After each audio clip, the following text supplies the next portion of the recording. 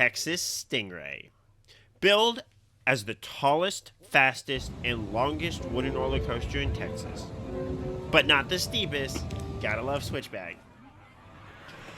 Texas Stingray was built to accommodate San Antonians and Texans who miss the former Wooden Rattler at Six Flags Fiesta, Texas.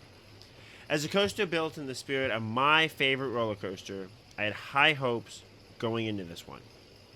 And man, was that first hill a letdown.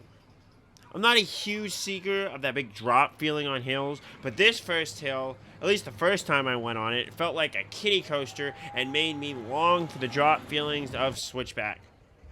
After many, many rides, however, there is an ability to capture some good drop feelings on this ride, especially if you sit in the back train instead of the front, with the largest benefit of the drop being that it does not seem to decrease the experience after riding it many, many times, unlike most other coasters in the area. Though, if I was starting from near zero, that might not mean what I think it does. The worst part of this ride, by far, is the in-car restraints. Whereas the steel eel seat belt and lap bar allow for nice enough airtime, these restraints easily wedge you into the cars.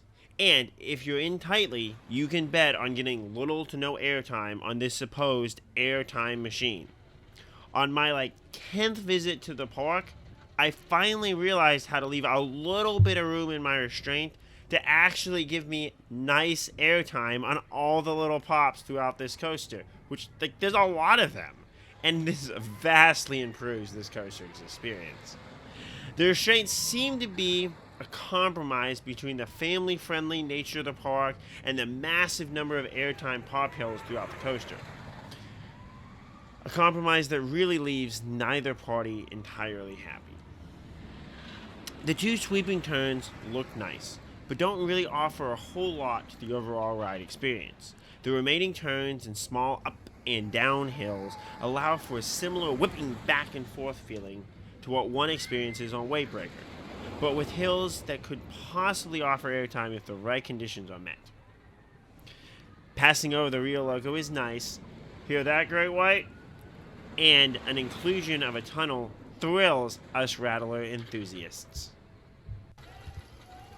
But is Texas Stingray a good coaster? This question is complex and confusing. Originally, I ranked this coaster below Journey to Atlantis at this park, largely due to my overall disappointment and general dislike of the whipping turns gimmick. It makes my head hurt. But over time, I have come to appreciate and understand the benefits that it offers, and basically is a better version of Weight-Breaker. Ranking beyond SeaWorld San Antonio, though, is tough, since my first thoughts are how it fails to compare to ZDT Switchback with its drops, airtime, and overall gimmicks. It probably belongs right behind older great rides like the Steel Eel or Superman Krypton coaster, but ahead of similar coasters like Batman the Ride clones and Poltergeist. But a lot depends on a lot.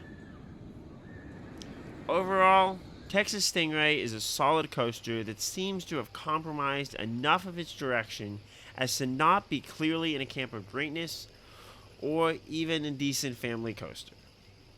If this hurts it in the long term, only time will tell.